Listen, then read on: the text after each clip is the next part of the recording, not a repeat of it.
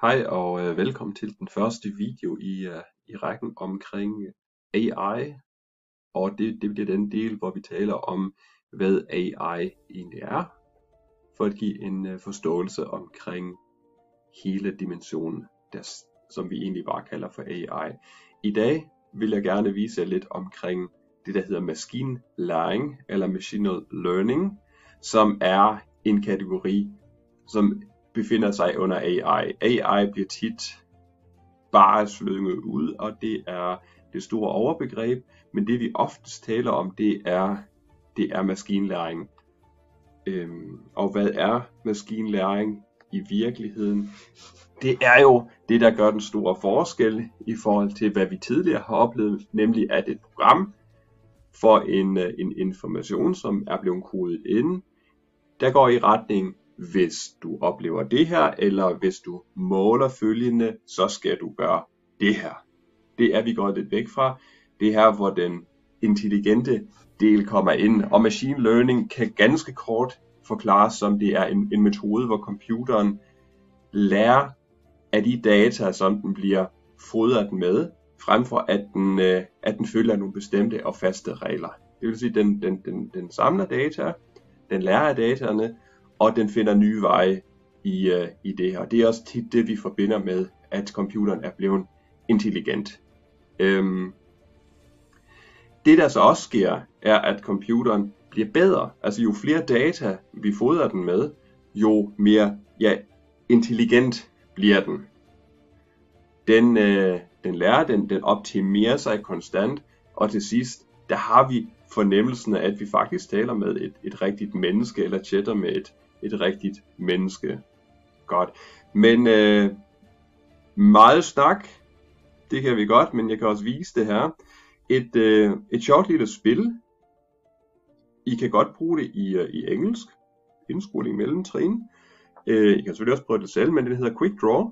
Og Quick Draw er genialt, fordi de skjuler ikke deres datasæt. Nu viser jeg lige hurtigt, hvad det er. Det hedder simpelthen Let's Draw.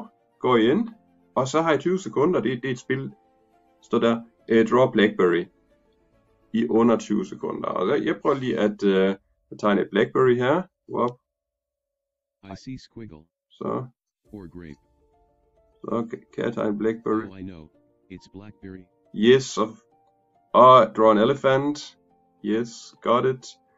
Så må vi se, om jeg kan tegne en elefant her. I see green bean. I see asparagus. Or mosquito. Or scissors. Nå.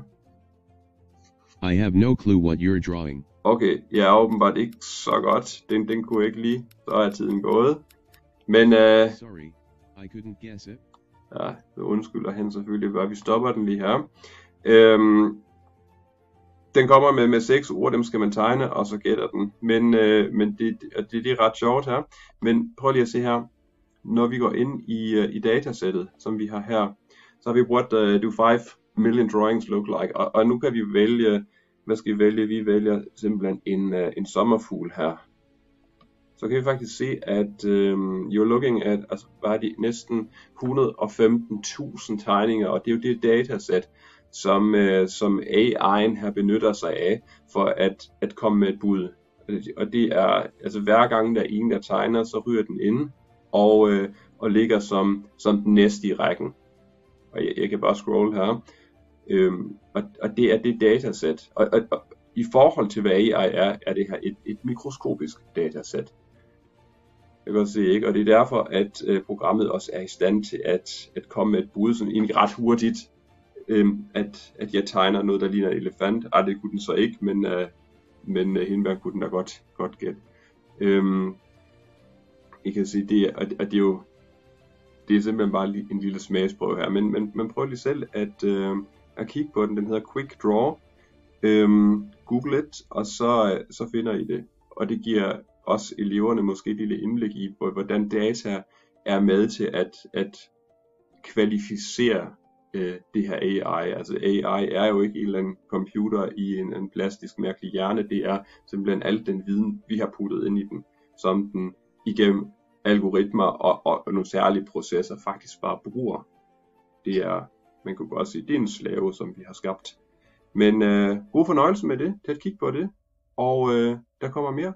Så stay tuned.